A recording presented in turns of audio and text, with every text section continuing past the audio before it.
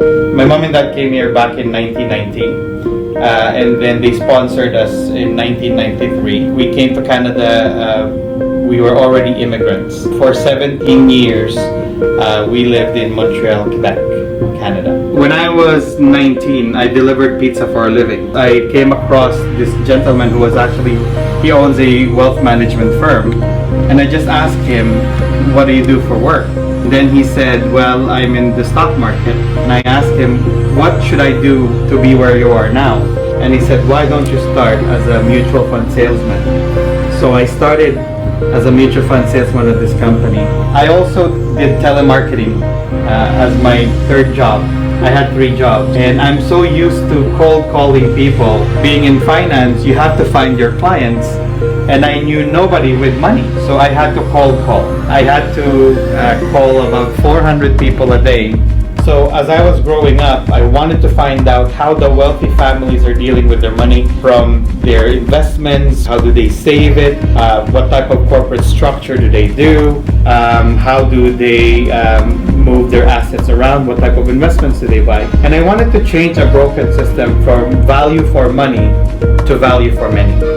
In the Philippines, it's a very religious country. We believe in God. We walk by faith and not by sight. So the first one is faith, where I know that whatever happens, God will be with me. On hard times, of course, in any type of business, it's not always victory. During the down times, you also pray. Number 2 is family. Filipinos are family oriented, in the sense that we value family so much. When you put your family first, your fear just disappears. So my second thing really is family.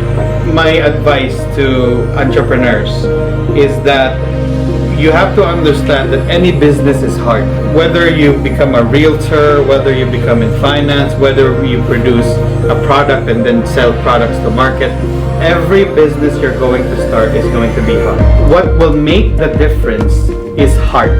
If you understand fundamentally how you can impact and influence and change people's lives in the positive way, then any business is going to be an easy business. Because remember, it's not a hard business, it's a heart business. Every time I go into a situation, whether, for example, in this case, business, they say this is a 90% failure rate business. But I have to ask myself a question. Give me 3 reasons why I do not deserve to succeed in this platform. And the answer to that is none. My name is Frederick Montilla, and I'm proudly Filipino.